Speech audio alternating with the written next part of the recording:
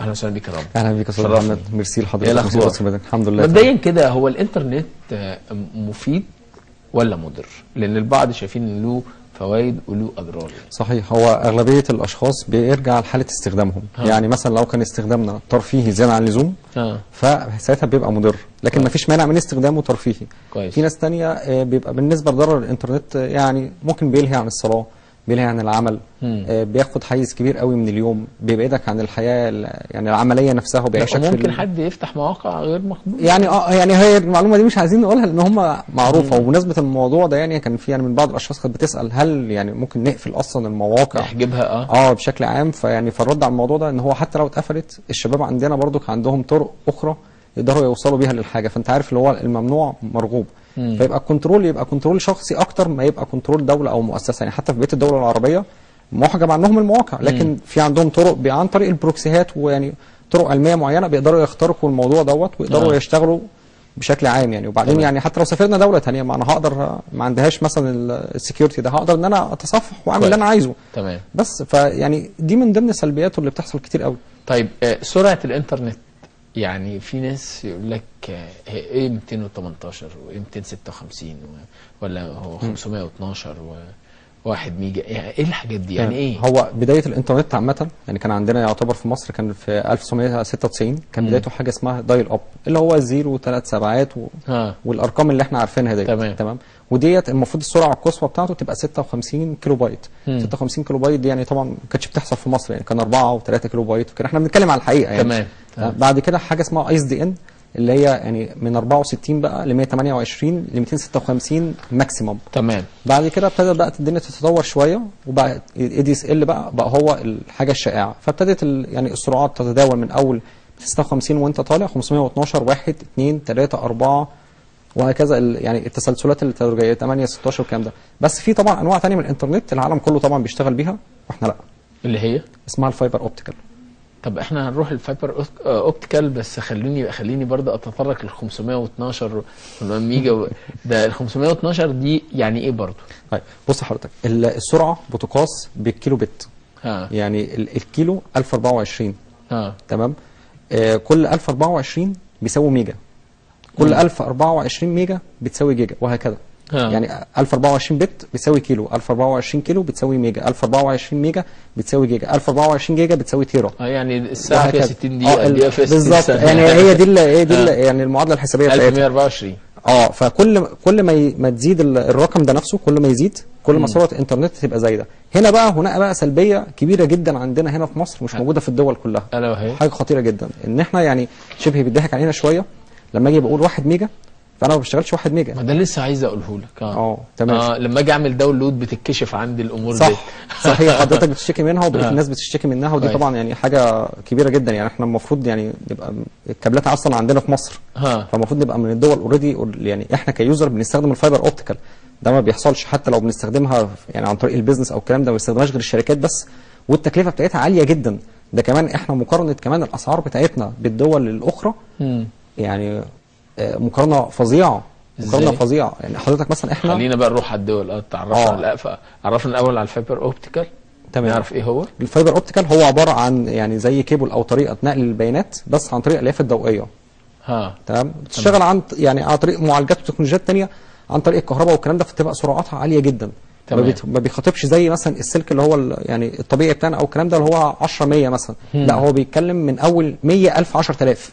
فالسرعات فيه بتبقى عاليه جدا، اضعاف واضعاف. تقدر يعني تتحملها وتستفيد بيها الشركات والمؤسسات وتوصل على مدى طويل جدا. يعني احنا مثلا الكيبلز بتاعتنا العاديه لغايه رينج معين ما بتوصلش خلاص انترنت. لكن الفايبر اوبتيكال ممكن يروح من محافظه لمحافظه، خط كابل واحد زي كده. الكيبلز اللي بتبقى جايه من دول لدول كويس بتبقى عباره عن حزمه كبيره من كابلات الفايبر اوبتيكال. بتوصل بقى سرعات بقى عفوا مهوله كبيره جدا. جميل. تمام. ده بالنسبه للفايبر اوبتيكال. بالنسبه بقى يعني اللي احنا بناخده بقى من الفايبر اوبتيكال، يعني هي الكابلات معديه اوريدي في البحر، واحنا بناخد منها بار صغير لمؤسسات مثلا او لقطاعات، ونبتدي نقسم فيها. يعني مثلا عندنا مثلا 10 تيرا، فبندي الناس حاجات كيلو بايت صغيره كتيره عشان تعمل معانا عدد كبير وتعمل معانا قيمه ماديه عاليه جدا. ودي في حد ذاتها مشكله، ان احنا بناخد سرعات قليله جدا بالنسبه للمشترك، يعني بالنسبه لليوزر سرعات قليله جدا، ومبالغ عاليه كبيره جدا مقارنه بكل الدول اللي موجوده. الكلام ده غلط. نترجم الكلام ده، نترجم مثلا 512 مثلا. ايوه. في بقى تركه يعني اغلبيه اليوزر ما بياخدوش بالها منها خالص، ودي يعني حاجه سيئه جدا. انا لما اجي اقول انا عندي 1 ميجا، يعني ايه 1 ميجا؟ يعني 1024 كيلو بايت سرعتي في البراوزر في تحميل البيانات بتاعتي، و1024 كيلو بايت في الداونلود بتاعي، و1024 كيلو بايت في الابلود بتاعي. يعني انا لو بعمل داونلود مثلا 1 ميجا ينزل في ثانيه، 10 ميجا 10 ثواني، وهكذا التسلسل. وابلود كذلك. اللي بيحصل بقى ان احنا عندنا حاجه اسمها صيغه اسمها طمن 1/8. انا باخد 1 ميجا اسما اللي هو 1024 اسما 1024، لكن انا الماكسيموم داونلود بتاعي 128. طبعا الكلام ده ما بيحصلش في مصر اصلا، مش 128. احنا اعلى حد يعني حتى اليوزر والمشاهدين عارفين الموضوع ده، ال1 ميجا عمره ما بيعدي ال 125، ما بيوصلش كلمه 128 دي. يعني 125 ده حد قاعد جنب السنترال، فاهم؟ يعني حاجه جوه السنترال نفسه اللي هو موصل له الانترنت. 95 90 105 ده في اقصى الحدود. السبب في كده ايه؟ ما هو ده السبب. هل السبب في كده هو مقصود ولا غير مقصود؟ لا هو مقصود طبعا. مقصود من شركات الانترنت؟ طبعا هو مقصود. يعني وزاره الاتصالات طبعا ليها يد في الموضوع، المؤسسات القوميه تنظيم الاتصالات طبعا ليها يد في الموضوع، شركات الانترنت هي اوريدي اللي بتقدم العروض ديت للوزارات، والوزارات بتوافق عليها بخطط الاسعار والكلام ده كله. فكل ده هي بلاننج الموضوع. احنا اسما 1 ميجا، احنا مش 1 ميجا. انت عشان تحصل على 1 ميجا اللي هي يعني بنفس الارقام اللي احنا بنتكلم عليها دي، يبقى حضرتك تاخد ساعه ال 8 ميجا. وكنت فاكر احنا اتكلمنا قبل كده مع بعض ان في مؤسسات في اماكن ما ينفعش تاخد اكتر من 2 ميجا، لان الكابلات الارضيه والبنيه التحتيه اصلا بتاعتها ما تقدرش تستحمل اكتر من كده، ودي في حد ذاتها مشكله. تمام. يعني دلوقتي الدول بره بتقول لك احنا عايزين نشوف بقى تكنولوجيا فوق الفايبر اوبتيكال نوصلها للبيوت والمنازل. فايبر اوبتيكال ده يعني ازاي واحد يوزر في البيت ياخد 100 ميجا بس؟ يعني ده حتى الجامعات يعني الشيء المضحك ان الجامعات هناك يعني اقل جامعه 500 ميجا بايت ده للطلبه. كان احنا المؤسسات بتاعتنا اصلا حتى الحكوميه اللي المفروض طبعا بقى خدمات الانترنت تبقى موجوده فيها، والسيرفيس بتاع الانترنت عشان تسهيل الامور للمواطنين والكلام ده كله، ما فيهاش انترنت. بس بيرو نفسه اصلا ما فيهوش فايبر اوبتيكال. يعني ده طبعا عندنا اللي هو الاي دي اس ال اللي هو 1 ميجا و2 ميجا واللي هو يعني زي ما بتكلم حضرتك. بس في كم كمبيوترات شغال عليه كبير. ما هو حضرتك انت ممكن تصعد كل ده بكابل واحد قد كده بس فايبر اوبتيكال، وسرعات بقى يعني حضرتك مثلا يعني عشان تدور شغلك مثلا والساده الزملاء حد يعمل مثلا ابلود لحاجه. بس انت قلت انه مكلف فايبر اوبتيكال. ما هو مكلف اول مره بس ثمن الكابل بس. ده في الاول بس، وبعدين ان انت لكن انت مثلا بعد سنه او 2 ممكن تجمع حقه يعني. ده طبعا حضرتك يعني مثلا تتكلم مثلا يعني الناس هنا مثلا اوريدي مثلا في اتحاد الزراعه والتلفزيون مثلا بيستخدموا ال1 و2 ميجا بيقعدوا مثلا 6-7 ساعات يعني يخلصوا الشغل بتاعهم، فاهمني؟ ما بال حضرتك مثلا في ناس في بيوتها اصلا ما عندهاش ال 512، ما عندهاش ال 4 ميجا وال 2 ميجا والكلام ده. يعني هي ربع سرعتهم اصلا كمان. تمام. في حين ان انت حضرتك تيجي تخلص شغلك مثلا عندك تحت ايد حضرتك مثلا كونكشن 100 ميجا. يعني انت حضرتك لو عايز مثلا تنزل مثلا ابلكيشن ولا حاجه او برنامج معين انت حضرتك شغال بيه في شغلك حجمه جيجا، تتخيل ياخد قد ايه؟ انت حضرتك مثلا لو 2 ميجا ال 100 ميجا بتاخد ربع ساعه، يعني بتاخد 2.5 ساعة. في حين ان انت الجيجا دي ممكن تنزلها في اقل من 6-7 دقائق. فطبعا ده اهدار وقت فظيع جدا. غير كده بقى كمان التعريفه بقى بتاعه الانترنت دي بقى المشكله. انا بدفع قيمه انترنت انا ما بحصلش عليه خالص، والمواطن ما يقدرش يجاري الموضوع. يعني انا مثلا لو انا طالب مثلا عايز احط ابحاثي هو مش في معلش هو بما ان انت بتتكلم على حته انا بدفع فلوس ما باخدش قيمه الفلوس دي. مش في حاجه اسمها اجراءات قانونيه بتعمل؟ يعني مش في محاميين وبيستخدموا انترنت وعارفين الموضوع ده؟ يعني ما حاولوش ليه انا هقول بعض؟ لا طبعا في ناس كتير اخذت اجراءات، لكن الوضع لان حضرتك هنا لو قلت لحضرتك حجم الانترنت او حجم قيمه تداول الانترنت از بزنس في السوق المصري يساوي كام، حضرتك هتستغرب. كام يعني؟ 600 مليون. 600 مليون جنيه؟ لا مش هستغرب ده انا بتكلم على اليوزر. انا بتكلم على اليوزر. لو بتتكلم حضرتك كتوتال بالشركات بكل حاجه يعني اكتر من 400 وشويه مليار. واحنا رايحين ندور على 4-5 مليار بره. ده رقم كبير طبعا. لو حضرتك بقول لك التوتال انت بتتكلم كتوتال، انا بكلمك كسنوي. يعني بس دي احصائيه رسميه يا فندم حضرتك بسيطه جدا. حضرتك انت الفرد ثمنه كام؟ يعني ثمن المشترك مثلا ثمنه كام في سوق العمل هنا في مصر، فاهمني؟ بتقاس مثلا المتوسط بتاعه حجم ال1 ميجا، يعني في ناس كتيره فوق ال1 ميجا وفي ناس كتيره اقل من 1 ميجا. فبينقصوا على المتوسط، اضربه في عدد اليوزر. هقول لحضرتك اضربه في عدد اليوزر بس المشتركين على الفيسبوك 36 مليون مشترك بس، انا مش عايز اكتر من كده.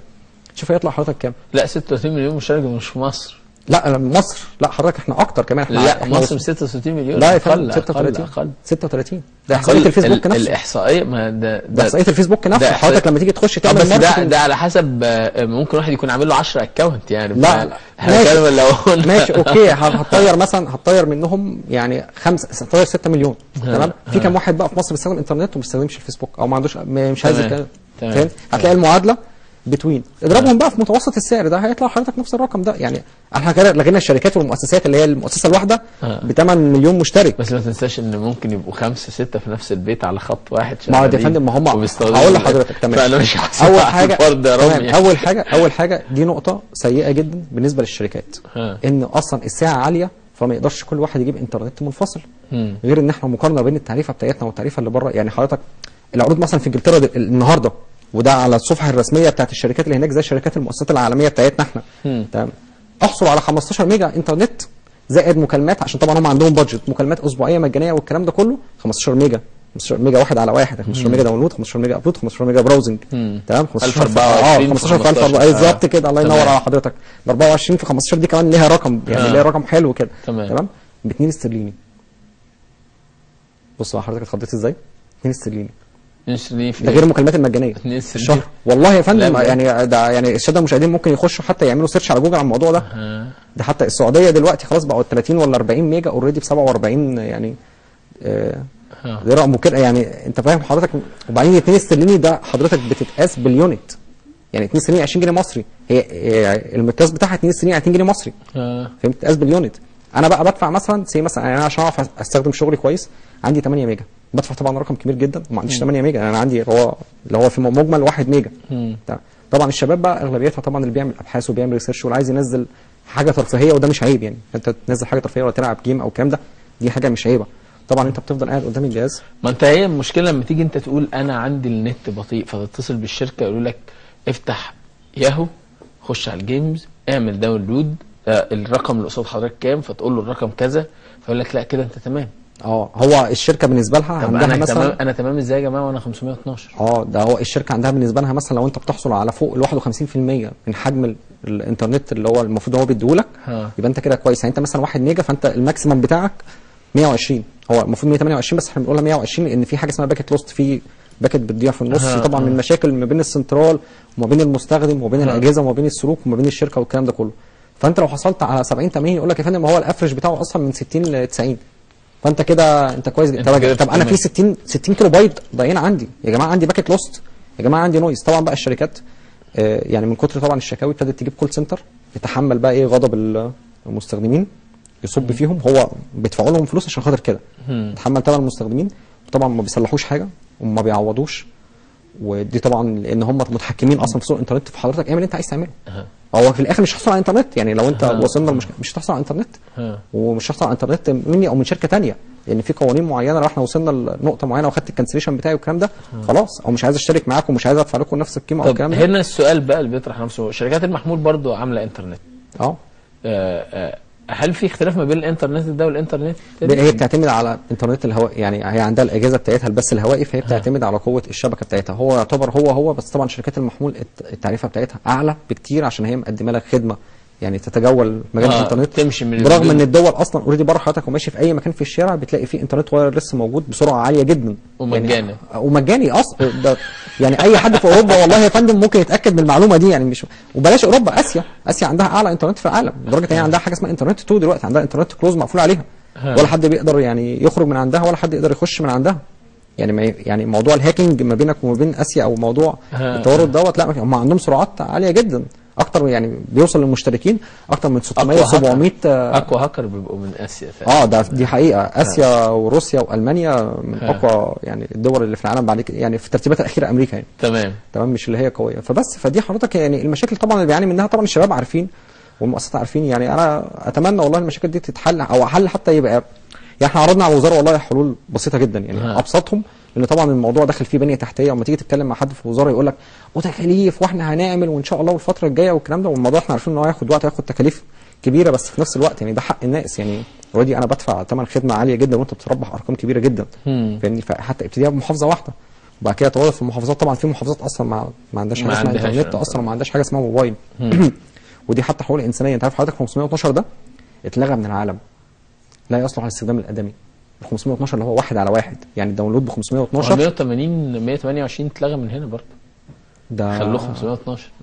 ما يا ريت طيب ماشي، هو اتلغى يعني احنا خطوه خطوه. ايوه، ما انا بقول لحضرتك ان ال 512 هو 1 على 1 يعني 512 داونلود و512 ابلود كيلو بايت اتلغى، اللي هو بحجم ال 4 ميجا بتاعنا. ايوه ده اصلا اتلغى لانه لا ثواني 512 بره 1 على 1.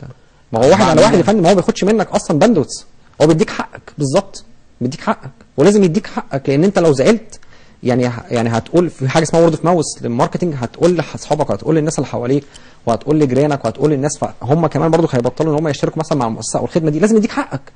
بعدين هم فير يا فندم، هم اصلا مؤسسه بتربح بشكل كبير جدا، فلازم يخدم الشعب بتاعه يعني عشان يفضل يتربح. طبعا عشان يفضل يتربح وانت تفضل معايا مدى الحياه. يعني انا اقول لحضرتك على حاجه، هل معنى كده ان زياده عدد الشركات بيدي فرصه ان المواطن يستفيد اكتر؟